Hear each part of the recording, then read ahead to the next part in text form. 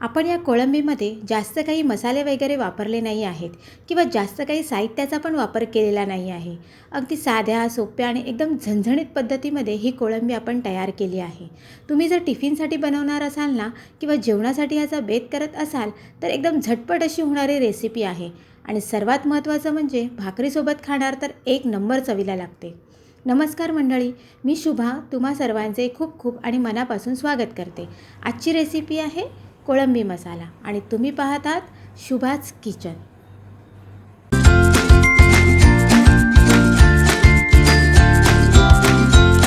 कोळंबी मसाल्यासाठी लागणारं साहित्य आहे, ही मी कोळंबी घेतली आहे. ही स्वच्छ धुवून घेतली आहे, त्याला मीठ लावून ठेवलं आहे मी आणि त्यातला काळा धागा वगैरे सगळं काढून घेतलं आहे मी. ठीक आहे. ही आहे कोथिंबीर, बारीक चिरलेला कांदा, बारीक चिरलेला टोमॅटो, कोकम, हिरवी मिरची, हळद, धना जिरा पावडर, मालवणी मसाला, मीठ आणि आलं लसूणची पेस्ट. आता आपण बघूया कोळंबी मसाला कसा तयार करायचा. इथे मी कढई गरम करत ठेवली आहे. कढई आपली बऱ्यापैकी गरम पण झाली आहे. त्यामध्ये आता आपण तेल घालून घेऊया.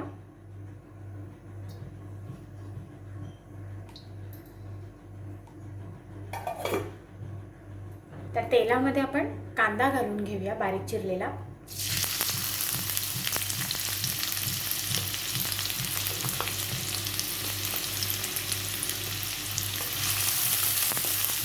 कोळंबी मसाला ना खूप वेगळ्या पद्धतीने बनवता येतो.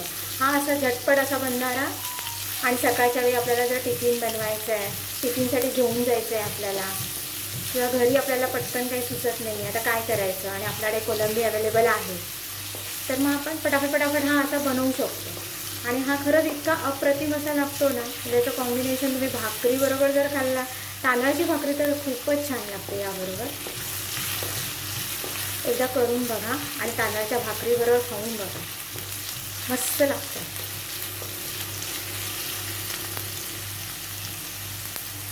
कांदा थोडा लालसर झाला आहे, त्यामध्ये आता आपण हिरव्या मिरच्या घालून घेऊया. हिरव्या मिरच्या पण जराशा नरम पडल्या का आलं लसूणची पेस्ट त्यामध्ये घालूया. ह्यामध्ये जर तुम्हाला हिरवं वाटण जरी घालायचं असेल ना, हिरवं वाटण म्हणजे हिरवी मिरची, कोथिंबीर, त्याची पेस्ट करून आलं लसूणची पेस्ट, हिरवी मिरची आणि कोथिंबीर तेही घातलात तरी चालेल. पण झटकेपट पाहिजे तर हे असं.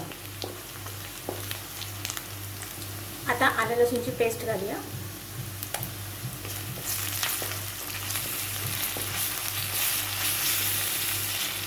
लसणीचा कच्चा वास जाईपर्यंत आपल्याला ही परतून घ्यायचं आहे. तोपर्यंत आपला कांदा पण सगळं शिजेल.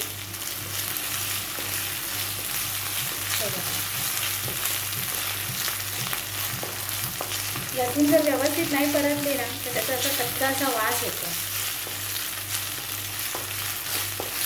लसूण व्यवस्थित परतून घ्यायचं.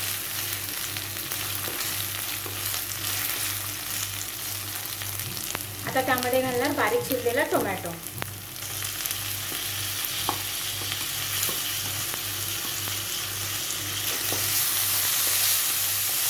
तोही बऱ्यापैकी आपण परतून घ्यायचा.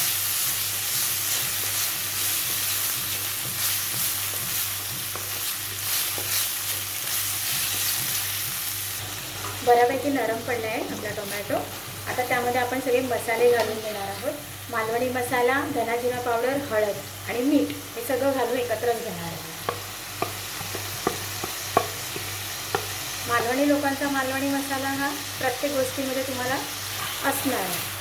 फक्त काही वेगळ्या गोष्टी असतात, म्हणजे आलू मटर बनवलं आहे, पनीर बनवलं आहे, त्यामध्ये थोडं मालवणी मसाला आम्ही जास्त घालत नाही, मग त्यावेळी आम्ही लाल तिखट वापरतो. पण बाकी सगळ्या गोष्टींमध्ये तुम्हाला मालवणी मसाला हा मिळणारच. त्यातून नॉनव्हेज असेल तर नक्कीच ना मालवणी मसालाच वापरला जातो. हे बघा, आता व्यवस्थित परतून झाला आहे आपला मसाला. त्यामध्ये आपण ही धुवून ठेवलेली कोळंबी आहे ती घालून घेणार आहोत. त्यामध्ये मीठ घातलं आहे, त्यामुळे मीठ घालताना अंदाजानेच घालायचं, कारण कोळंबीमध्ये पण आपण मीठ घालून ठेवलेलंच आहे. म्हणून मीठ घालताना कधीही अंदाज घेऊनच घालायचा. कमी पडलं तरी चालेल, नंतर आपण घालू शकतो, पण जास्त नाही घालायचं. कोलंबी अशी व्यवस्थित परतून घ्यायची आहे. ह्यामध्ये एक्स्ट्राचं पाणी घालायचंच नाही आहे. कांदा आणि टोमॅटोचं आणि कोलंबीचं स्वतःचं जे पाणी असतं ना, त्यामध्येच ही कोलंबी व्यवस्थित शिजून येईल. आता यामध्ये आपण लास्टला कोकम ॲड करणार आहोत. मी टोमॅटो घातला आहे, पण तरीही कोकम, मालवणी लोक म्हटले की ती कोकम हा आलाच. आणि त्यातून ही कोलंबी आहे ना, त्यासाठी आपल्याला हे कोकम घालायचं आहे. जर तुमच्याकडे कोकम अवेलेबल नसेल तर तुम्ही त्यासाठी घालायचं आहे, एक आमसूल मिळतं किंवा चिंचेचा कोळ घालू शकता, तुम्ही करवंदही घालू शकता. ठीक आहे. आता आपण एक झाकण लावून ठेवून देऊया, एक 2-3 मिनिटासाठी तरी ठेवूया.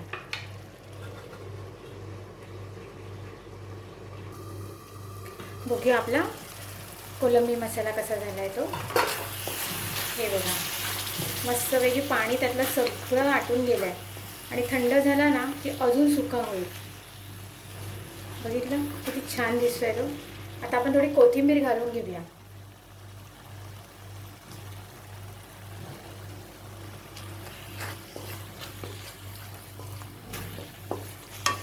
कोथिंबीरचा पण फ्लेवर आहे ना मस्त येतो.